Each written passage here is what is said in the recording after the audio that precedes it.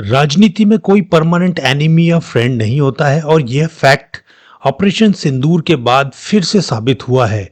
जहां भारत के पुराने मित्र रूस का ठंडा रिस्पांस था, वहीं दशकों से भारत के लिए एक खतरे के रूप में पहचाने गए संगठन और उसकी सरकार ने ऑपरेशन सिंदूर के समर्थन में पॉजिटिव सपोर्ट दिखाया है। यह एक ऐसा मुल्क रहा है जो आधुनिकता से कट्टरपंथ के सफर में हमेशा संगीनों के साए में रहा है। दुनिया की दो महाशक्तियां जहां दशकों तक युद्ध लड़कर मुंह की खा चुकी है।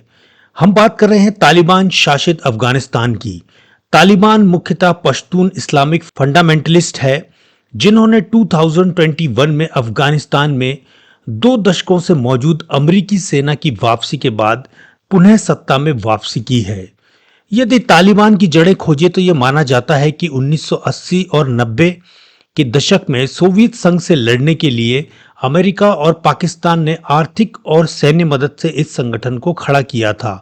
तालिबान 1996 से 2001 तक अफगानिस्तान में काबिज रहा है।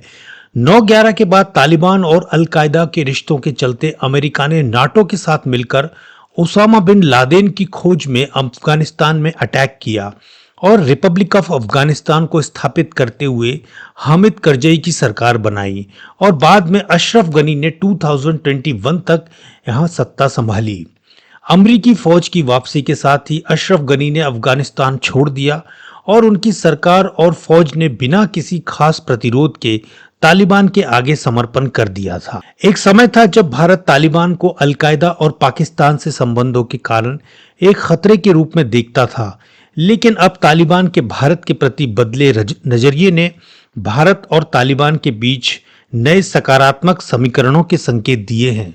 जनवरी 2025 में भारत के विदेश सचिव विक्रम मिश्री और तालिबान सरकार के एक्टिंग विदेश मंत्री आमिर खान मुत्तई ने दुबई में मुलाकात की और इम्पोर्टेंटली ऑपरेशन सिंदूर के बाद एस जयशंकर, जो कि भारत के एक्सटर्नल फॉरेन अफेयर मिनिस्टर हैं, उन्होंने 15 मई 2025 को तालिबानी सरकार के विदेशी मामलों के मंत्री आमिर खान मुत्तई से टेलीफोन पर वार्ता की।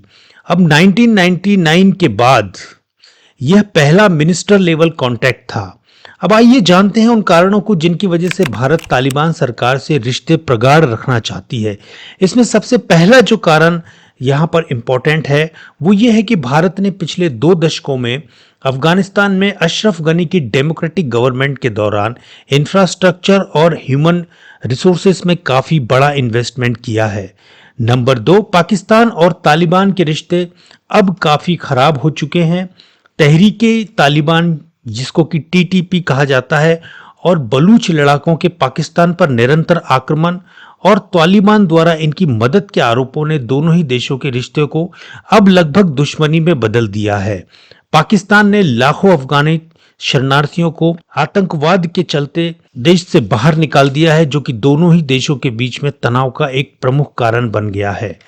ऑपरेशन सिंदूर के बाद भारत और अफगानिस्तान के बीच वाघा और अटारी होकर होने वाला ट्रेड लगभग बंद हो चुका है और अफगानिस्तान और भारत के बीच में इस तरीके से व्यापार पूरी तरह से ठप पड़ा हुआ है। और ऐसी स्थिति में भारत का ध्यान ईरान के चाबहार पोर्ट की तरफ गया है। अब आपको यहाँ पर यह जानना जरूरी है कि अफगानिस्तान एक लैंडलॉक कंट्री है और ऐसी स्थिति में वहां पर इंपोर्ट और एक्सपोर्ट के लिए वो दूसरे देशों पर निर्भर है, या तो पाकिस्तान अथवा ईरान। तो ऐसी स्थिति में ईरान का चाबहार पोर्ट एक स्ट्रेटेजिकली भारत के लिए काफी इंपॉर्टेंट हो जाता है और यह पोर्ट भारत को पाकिस्तान को बाईपास करके ईरान और अफगानिस्तान तक सीधे ट्रेड रूट देता है और साथ ही ईरान से आर्मेनिया और अजरबैजान से रूस तक यानी कि मध्य एशिया तक ट्रेड की सुविधा भारत को दे सकता है। भारत के ambitious international north south transport corridor का ये एक बहुत ही महत्वपूर्ण हिस्सा है।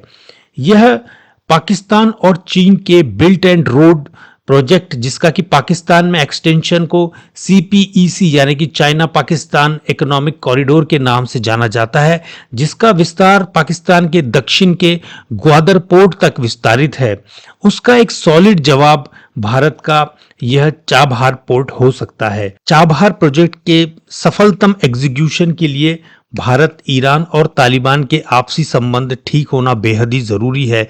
हालांकि तीनों ही सरकारों के बीच में पहले एक ट्राई लेवल समझौता हो चुका है और चाबहार पोर्ट को ऑपरेट करने का भारत के पास भी लगभग एक समझौते के माध्यम से अधिकार है। यही कारण है कि तीनों ही मिलकर एक तरीके से इस चाबहार पोर्ट को एक इम्पॉर्टेंट ट्रेड सेंटर के रूप में डेवलप करना चाहते हैं। और यही कारण है कि 18 मई 2025 को भारत के एनएसए डोवाल साहब ने उनके ईरानियन काउंटरपार्ट अली अकबर अहमदीन से फोन पर रीजनल सिक्योरिटी के ऊपर बात की। भारत तालिबान से अच्छे रिलेशन रखकर पाकिस्तान को दबाव में रख सकता है। और एक खास बात जो कि भारत के लिए काफ़ी इम्पोर्टेंट है कि अफगानिस्तान की माध्यम से बलूचिस्तान में पाकिस्तानी विरोधी जो लहर है और पाकिस्तान के खिलाफ जो बलूचिस्तान में जज्बा है पाकिस्तान से अलग होने का, उस पर भारत एक बेहतर तरीके से नज़र बनाए रख सकता है। तो यहाँ पर हमने आज इस वीडियो के माध्यम से इस चीज़ को डिस्कस करने की कोशिश की कि क्यों भारत के लिए अब तालिबान इम्पोर्टेंट हो चुका है। तो मैं उम्मीद करता हूं कि आपको आज का वीडियो पसंद आया होगा। तो ऐसे ही वीडियो देखने के लिए प्लीज़ हमारे चैनल को सब्सक्राइब कीजिए और साथ ही साथ अपने मित्रों के साथ शेयर कीजिए।